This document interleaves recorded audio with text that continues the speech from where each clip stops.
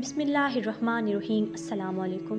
HR voice over میں خوش آمدید۔ ویڈیو کو شروع کرنے سے پہلے گزارش ہے کہ چینل کو لائک شیئر اینڈ سبسکرائب ضرور کر دیجیے۔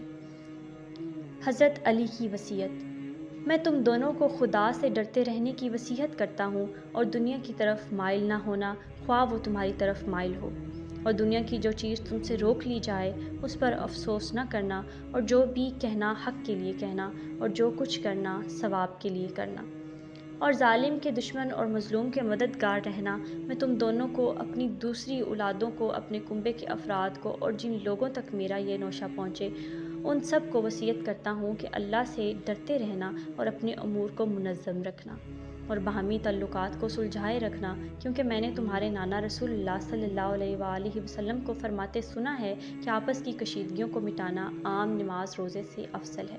دیکھو، اپنے ہمسایوں کے بارے میں خدا سے ڈرتے رہنا، کیونکہ ان کے بارے میں تمہارے نبی صلی اللہ علیہ وآلہ وسلم برابر ہدایت کی ہے۔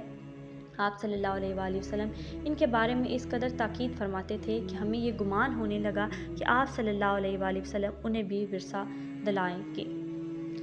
اور قرآن کے بارے میں اللہ سے ڈرتے رہنا، کہیں ایسا نہ ہو کہ دوسرے اس پر عمل کرنے میں تم پر سبقت لے جائیں۔ نماز کے بارے میں اللہ سے ڈرنا، کیونکہ وہ تمہارے دین کا ستون ہے، اور اپنے رب کے گھر کے بارے میں خدا سے ڈرتے رہنا، جیتے جی اسے خالی نہ چھوڑنا، کیونکہ اگر یہ خالی چھوڑ دیا گیا تو پھر عذاب سے مہلت نہ پاؤ گے۔ اپنے اعمال، جان اور زبان سے راہ خدا میں جہاد کے سلسلے میں خدا سے ڈرتے رہنا۔ تم پر لازم ہے کہ ایک دوسرے سے میل ملاپ رکھنا اور ایک دوسرے کی اعانت کرنا، خبردار ایک دوسرے سے قطع تعلق سے پرہیز کرنا۔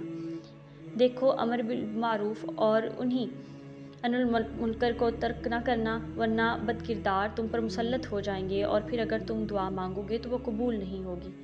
اے عبد المطلب کے بیٹو، ایسا نہ ہو کہ تم امیر المومنین قتل ہو گئے کے نعرے لگاتے ہوئے مسلمانوں کے خون سے ہولی کھیلنے لگو۔ دیکھو، میرے بدلے میں صرف میرا قاتل ہی قتل کیا جائے۔